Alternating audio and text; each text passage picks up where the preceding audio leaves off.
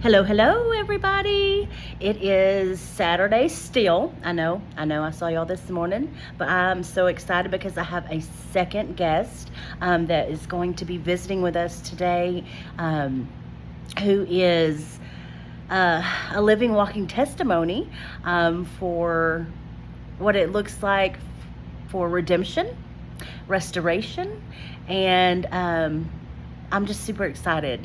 She's a young lady, mother of three beautiful babies.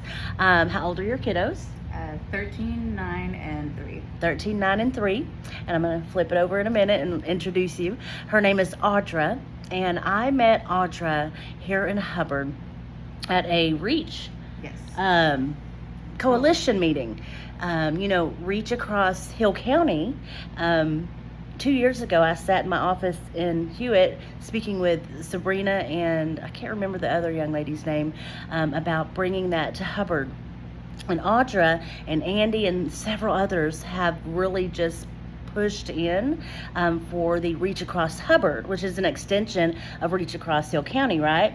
And this is an organization that has many resources and gets together with different organizations, churches, businesses to create resources for much needed mothers with children, for diapers, and they have all kinds of different branches and extensions, right, of organizations that can help with these things. Anyway, that's where I met Miss Audra, and since then I'm gonna let her share her story, but she is now, what is your role? I'm a youth recovery leader. A youth recovery leader for REACH, and much like myself, Audra has experienced what it is like to live a life of an addiction. As many of you know, RLJ Ministries' focus is on hurting women, helping them learn life skills, helping them understand their value, helping them expose the nature of addiction like we're doing every Tuesday in the Breaking Free study. So that's what this ministry is about, and I'm super excited to introduce you to Audra and let her tell you her story and how she got here today and all the things. So without further ado, here is Miss Audra, and sorry, I'm flipping the camera. Y'all know I'm not technical, don't judge me. Hold on, sister, I gotta figure out how to flip it now. It used to be right there. I don't know. See, I'm an Android girl now. I'm an iPhone girl. Hold on, y'all. It don't ever do that. See? Hold on, y'all.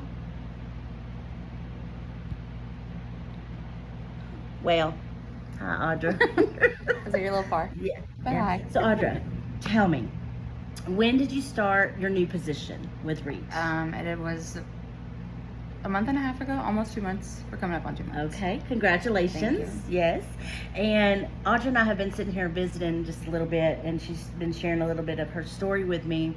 Will you share with people why you think it's important to have programs like we're trying to get the Broken Then Healed home for women in Hubbard in this area? Absolutely. I myself, was going through my addiction, and there was children involved, so because of that, it was either my children got to stay with my parents or I got to stay with my parents. Well, I chose to leave because I did not want them to go into foster care, but I had nowhere to go, so it was either going to be stay in my car or, I ended up staying at the motel here in Hubbard, but we don't have anywhere around us that can help people in this community, and especially the smaller, towns. You have to go at least an hour out of town. Yeah, at least minimum. And, you got to have insurance. Mm-hmm. So if you don't have that, then, there's nowhere to go. That's right. Literally That's right. nowhere. And not to cut you off, but when I was going through my stuff, one of the reasons I couldn't get help was because I had no children. Right. Some of the programs I was looking into only accepted moms with kids, but then I was like, at that time I wasn't married and didn't have my family now, and I didn't have kiddos, so that was kind of a something that I said, I'm going to make sure that I can help all women. Yes. When we get where we're I going. love that so much. I'm so excited. Yeah, me too. Okay, and so How long have you been sober and clean and sober? 2.5 years. 2.5 so, years. Yeah. So if you had an opportunity to walk into a program like the one we're trying to create here, and the one that I know you're going to be connecting with us and all the things. All my free time. Would you have taken advantage of that? And, Absolutely. At that time, I needed a program, but like I said, there was nothing around here. I feel like if I would have had that support system, I didn't have anybody to talk to, so it was very hard. Yeah. My mental health suffered a lot from it because, it was either to get clean or lose your kids. Right. But I did all that on my own, and I don't recommend that for anybody. Like, I don't want to say struggle with it, but like it's still like a thing. Yeah. Luckily, I did go through a lot of counseling with my CPS case. They did offer me those resources, but none of them were drug centered. Right. It was all mental health, which was still great. Yeah, because we know that addiction and mental health run hand in hand. Right. But you need both. But yeah, nobody knew what I was going through. They just knew the mental health side of it. Sure. Understood. And then, so, tell me a little bit about when you were in your life of addiction. Now, we all know that choices get us and have consequences, and you shared that some of your consequence was with your children, and luckily you had someone to care for them. Right. A lot of women do not, and they end up in foster care. And I think about that all the time. Yeah. So, like, what if my parents said no? That's such a blessing. Yeah. It's still like, yeah, I understand. and I was just telling Audra, I said, even in that was just, in my mind and in my thoughts, God looking out for her, even in the midst of y'all. Sorry, I have a drink. Okay, guys, we are back. Sorry about that little break. Audra and I are sitting here visiting about her story and her testimony, and how the Lord has just brought her through so much into such a season and a time as this. Audra, you shared a while ago that you're working for Reach as the youth recovery leader. Okay, so tell me why this position is so important to you, and what it means to you. Well, funnily enough, during my addiction, I caught a lot of charges, and I got put on felony probation. Well, what is that? Community service hours. Yes. Were that's how it started with the Reach thing. Oh, but I was still very passionate about it, because I was like, this is something that I want to do. So that's why I started doing all my hours with them. Yeah. Well, then I got even more involved with it. I met so many amazing people, and it's crazy because they came to me. Like, Sabrina was like, hey, I think you should apply for this job. I think you'd be great. I did my first interview on the phone, and they were like, I already know when she come in, like, we want to do the second interview.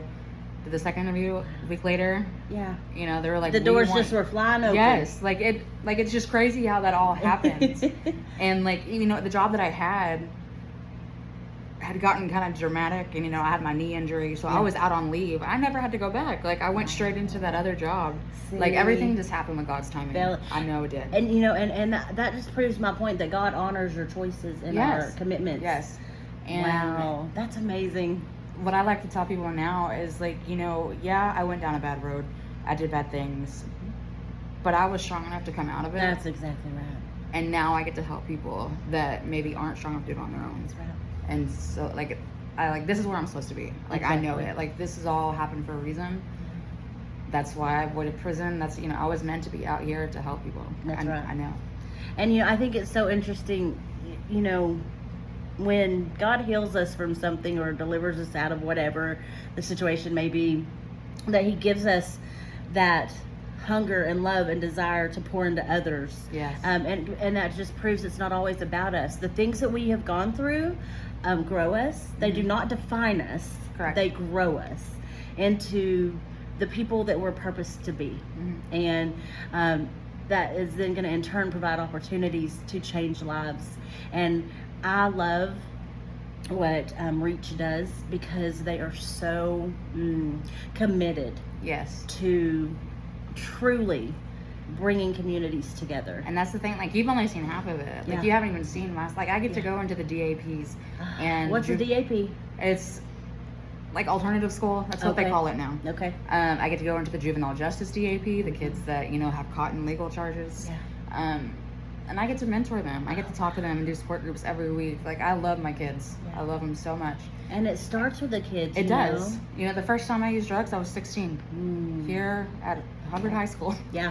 And see, and what I find interesting, Uh-huh. now I might get some, Go ahead. I already know what you're going to say. And I'm gonna, you know, I just find it interesting. I'm not from a small town, Yeah. okay? I'm from Lubbock, Texas, population 200,000, okay? I just find it interesting that there's not more support systems and groups, Right. and people willing to talk about what is pushed Because, under rugs. and trust me, I grew up in that family that it's not going to be my kid. Well, look at me now. You know what? I just, when my speech yesterday at the REACH meeting, this does not discriminate. Yeah, at all. Addiction does not At all. discriminate. Mental health does not discriminate. All the things. And you know, my mom, I was raised right, quote unquote, right? Church In 2 the times church. every Sunday, church on Wednesday night. All the things. Youth groups, all of it. I did all of it. And what I've heard over the years, I didn't raise my child that way. Yeah, exactly. And the Oh, yes. parents, I still get that. they take some form of guilt on. But like I told my mom, stop that. Yeah. Because you did the best you could. Yeah. I wanted to be bad. Yeah. I was Because- making my own choices. Yes, I did that. So, anyway, I'm just glad that we have an opportunity to. We're back, y'all. We're having some technical difficulties, but it's okay. I just want to thank Audra for her time and for sharing her heart. And I want you to know how excited I am for you. Thank you. On this next season that you're walking into. And I know you're going to be a life changer. I hope so. Thank you.